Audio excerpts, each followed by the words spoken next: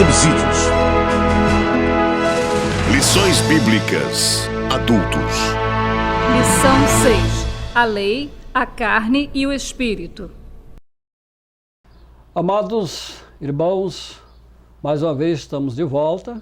Hoje vamos estudar a lição de número 6. A lei, a carne e o espírito.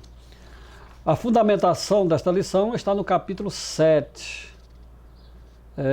da Carta aos Romanos. Uma leitura cuidadosa desse capítulo é crucial para o entendimento, para uma boa aula, uma leitura observando a linha de raciocínio do apóstolo. Nós colocamos aqui como objetivo geral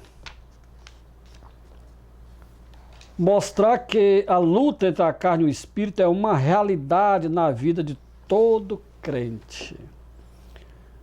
No livro de apoio, você vai encontrar uma análise, no Maravilhosa Graça, que é o livro de apoio dessa lição bíblica. Você vai encontrar uma análise teológica mais aprofundada. Nós vamos falar do eu paulino, que é um eu mais representativo, que representa o cristão, vamos em primeiro plano, mas representa também o judeu que tinha a lei, mas não conseguia obedecer à lei, e também o mundo sem lei. Então esse eu aqui ele é muito amplo. Então a gente precisa chamar atenção para esse eu representativo de Romanos, capítulo 7. Mas é evidente que esse capítulo 7 de Romanos, como diz os comentaristas, é como se Paulo estivesse escrevendo uma biografia também. No livro Maravilhosa Graça, eu coloco as quatro, interpretações sobre esse eu, que os teólogos, desde a Baixa Idade Média até os dias de hoje, eles trazem como uma explicação sobre esse eu paulino. Então você vai encontrar nessa bibliografia a partir desse livro nosso Maravilhosa Graça. Vai ser muito útil para o entendimento dessa lição.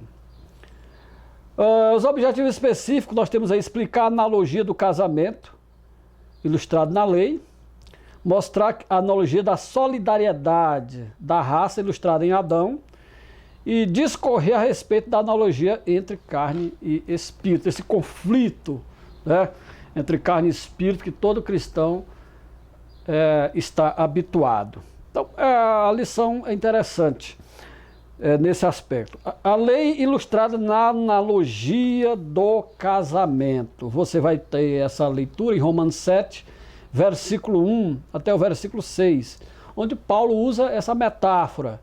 Eu digo aqui o seguinte, o apóstolo Paulo mostra que homem algum pode ser salvo pela lei, até mesmo aqueles que guardam com zelo e devoção.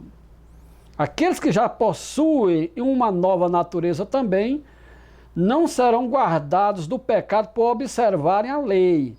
A insistência de Paulo, que se estende desde o capítulo 6 com respeito à função da lei, né, agora o conduz a usar o casamento como uma analogia que contrasta o viver através dos preceitos da lei e a nova vida em Cristo. Então Paulo vai mostrar que o cristão, né, quem está em Cristo, começou uma nova vida. Ele diz que ele usa a ilustração da mulher que, enquanto o marido está vivo, se ela casar de novo, isso vai se configurar como um adultério. Mas se o marido morrer, ela fica livre para casar novamente. O que Paulo está querendo chamar a atenção aqui? É que a lei, quando Cristo se revelou, quando Cristo veio, a lei que servia de aio ou de pedagogo, aí nós temos a palavra grega pedagogos, né, de condutor, aquele que leva a pessoa, né, o pedagogo grego era aquele que pegava a criança, educava, e depois de educar essa criança, devolvia a seus pais. O próprio Aristóteles foi o pedagogo de Alexandre o Grande. Então é uma figura bem conhecida do mundo greco-romano daqueles dias. Então Paulo está dizendo, olha, essa mulher que o marido morreu, se o marido morreu, ela está livre.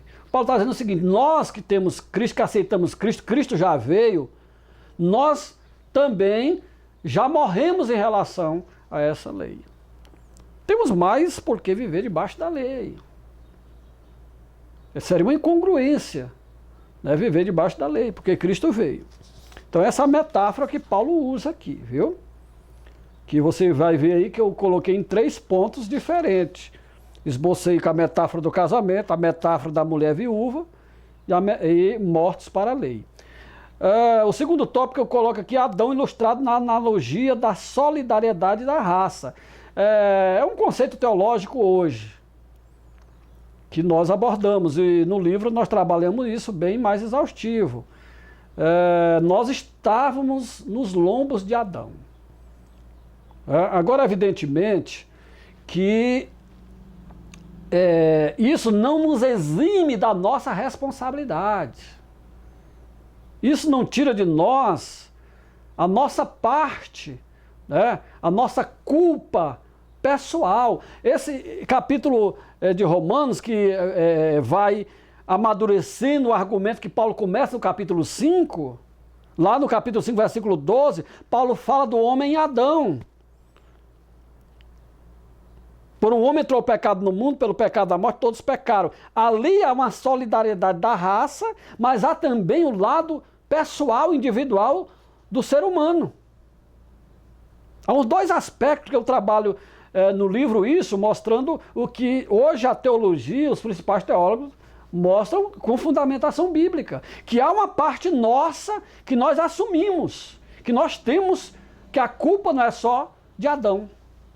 Eu trago até uma ilustração no livro aí, eu quero até falar dessa ilustração, porque vai ajudar. O que a gente fala nessa questão do homem Adão? Eu conto uma ilustração aí que um cidadão trabalhava numa fazenda,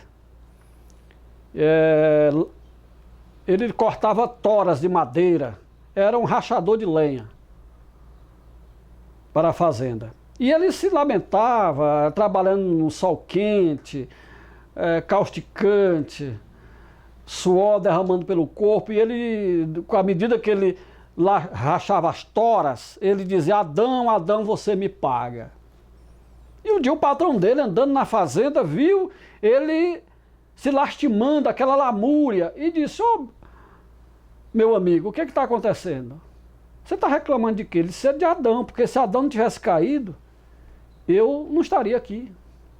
Se ele não tivesse pecado, eu não estaria aqui. Ele disse, o problema é esse, Pois deixe aí esse serviço e vá lá para a fazenda. Você vai ficar lá, não vai fazer nada, vai ficar lá só na varanda da fazenda. Você vai ficar observando as coisas por lá, mas não vai ter um trabalho físico, braçal. Você pode beber suco a hora que quiser, tiver à vontade. E levou aquele cidadão para a fazenda. e disse, olha, as explicações são essas, você fica aqui.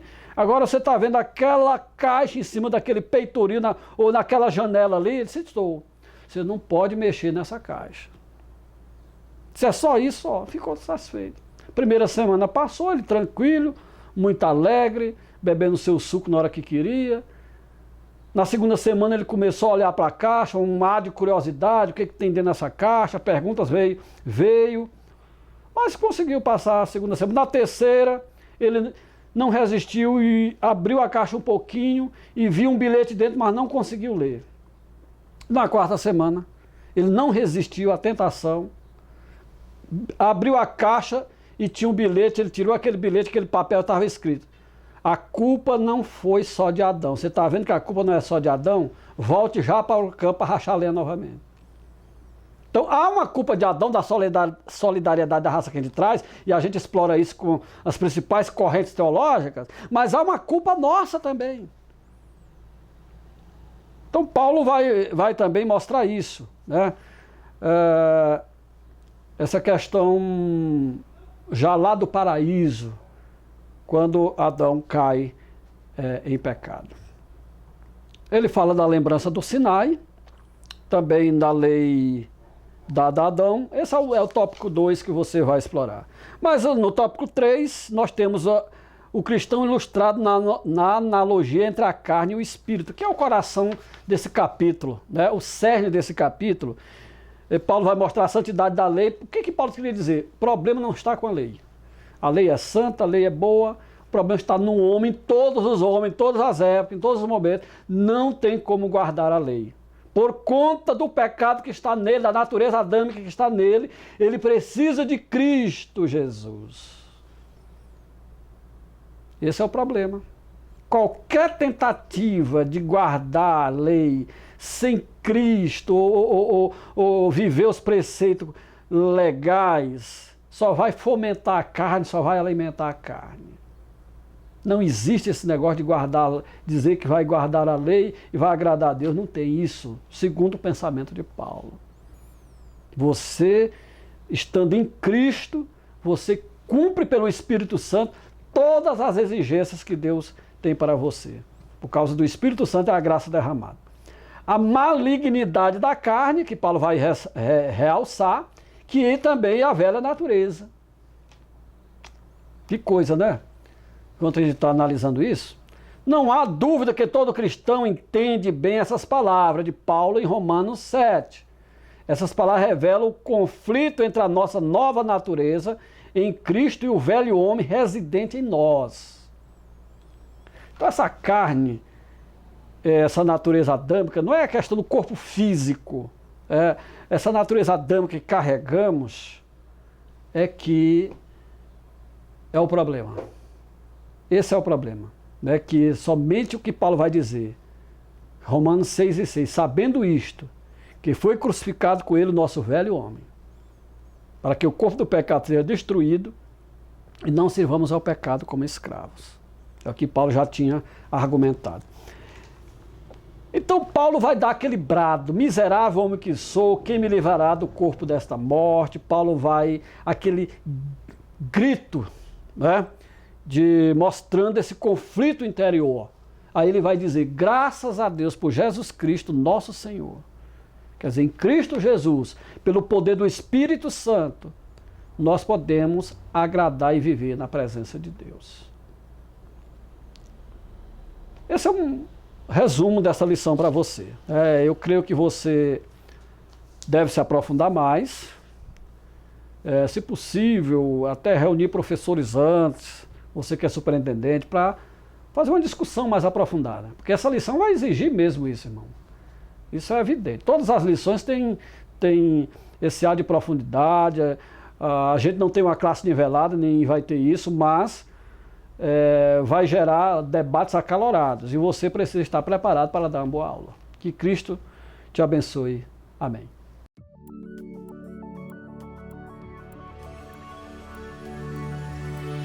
CPAD, a editora da Escola Dominical.